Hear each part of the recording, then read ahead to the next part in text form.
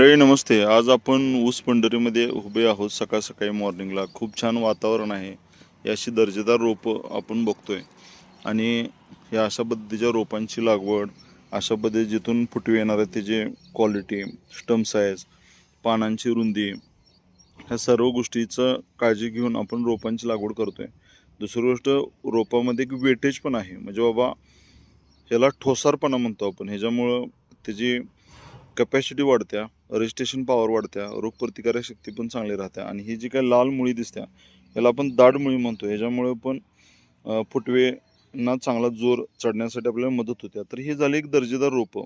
पण या दर्जेदार रोपांचं व्यवस्थापन कसं करावं हे थोडंसं आपण समजून घेऊया. मंडळी नमस्ते. व्यवस्थापनाबाबतीत बघितलं, आपण चांगली दर्जेदार रोपं निवडली पण त्याचं व्यवस्थापन नाही केलं तर आपलं खूप नुकसान होऊ शकते. तर आपण बघू शकतो आपले प्रयोगशील शेतकरी आदरणीय धैर्यशील नानांच्या प्लॉटमध्ये आपण उभा आहे, की जो युनिक ह्या वर्षी प्लॉट उभा केला आहे.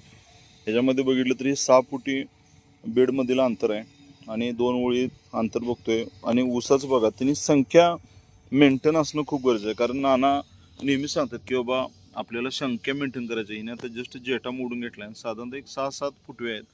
लवकरच ह्याचं तिने व्यवस्थापन करतील. अजून जर जास्त फुटवे संख्या व्हायला लागली तर निश्चितपणे याची बाळभरणी करून याचं व्यवस्थापन करतील.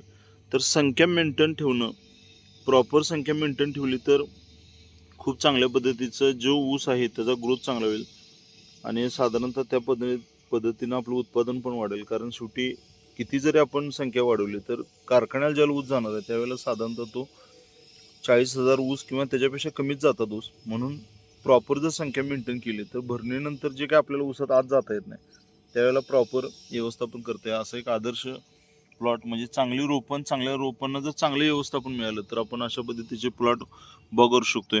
आपण सर्वजणांसाठी हा प्लॉट उभा आहे, बघू शकतोय. धन्यवाद.